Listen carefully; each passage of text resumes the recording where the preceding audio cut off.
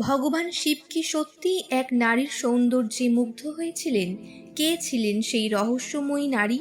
মহাদেব, যিনি সমস্ত মায়ার ঊর্ধ্বে। একদিন তিনি নিজেই এক সুন্দরীর মায়ার খেলায় মুগ্ধ হয়ে গিয়েছিলেন। কিন্তু প্রশ্ন হলো, সেই মায়া কে সৃষ্টি করেছিলেন, আর কেনই বা মহাদেব নিজেই সেই মায়া দেখতে চেয়েছিলেন? অনেককাল আগে দেবতা ও অসুররা একসাথে মিলিত হয়ে ক্ষীরসাগর মন্থন করেছিলেন অমৃত লাভ করার জন্য। সেই মন্থন থেকে বেরিয়ে এসেছিল অসংখ্য আশ্চর্য বস্তু, ঔষধ, রত্ন, দেবী লক্ষ্মী, এমনকি ভয়ঙ্কর হলাহল বিষও। শেষ পর্যন্ত যখন অমৃতের কলস উঠল, তখন শুরু হলো এক ভয়ঙ্কর বিবাদ। দেবতা ও অসুর দুজনেই অমৃত পেতে চায়, কারণ অমৃত পান করলে কেউ আর মৃত্যুকে ভয় পাবে না। তখন ভগবান বিষ্ণু এক আশ্চর্য পরিকল্পনা করলেন। তিনি এক অতুলনীয় সুন্দরী নারীর রূপ ধারণ করলেন। সেই রূপের নাম মোহিনী। মোহিনীর সৌন্দর্য এতটাই অসাধারণ ছিল যে অসুররা মুহূর্তের মধ্যে মুগ্ধ হয়ে গেল। তারা নিজেরাই অমৃতের কলস মোহিনীর হাতে তুলে দিল। মোহিনী তখন কৌশলে দেবতাদের অমৃত খাইয়ে দিলেন, আর অসুররা কিছুই বুঝতে পারল না। এই ঘটনার কথা যখন মহাদেব শুনলেন, তিনি অত্যন্ত কৌতূহলী হয়ে উঠলেন। তিনি ভাবলেন, বিষ্ণুর সেই মোহিনী রূপ কতটা শক্তিশালী যে অসুরদের মতো শক্তিশালী যোদ্ধারাও মুহূর্তে বিভ্রান্ত হয়ে গেল। মহাদেব তখন বিষ্ণুর কাছে গিয়ে বললেন, হে নারায়ণ, আমি আপনার সেই মোহিনী রূপটি একবার দেখতে চাই। ভগবান বিষ্ণু মৃদু হাসলেন। তিনি জানতেন এই রূপ দেবতারাও কেউ দেখলে তার প্রভাব থেকে বাঁচা কঠিন। তবু তিনি সম্মতি দিলেন। এরপর শুরু হলো এক আশ্চর্য দৃশ্য। হঠাৎ করে চারদিকে যেন এক অদ্ভুত আলো ছড়িয়ে পড়ল, আর সেই আলোর মধ্য থেকে আবির্ভূত হলেন এক অপরূপ সুন্দরী নারী, মোহিনী।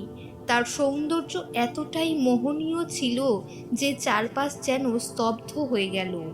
তার চোখে ছিল অদ্ভুত আকর্ষণ, তার চলনে ছিল অদ্ভুত মাধুর্য। এমনকি মহাদেবও কিছুক্ষণের জন্য স্তব্ধ হয়ে গেলেন।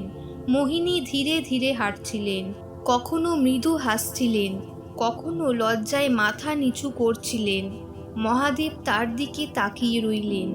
মুহূর্তের মধ্যেই যেন তিনি ভুলে গেলেন যে এটি আসলে ভগবান বিষ্ণুরই লীলা।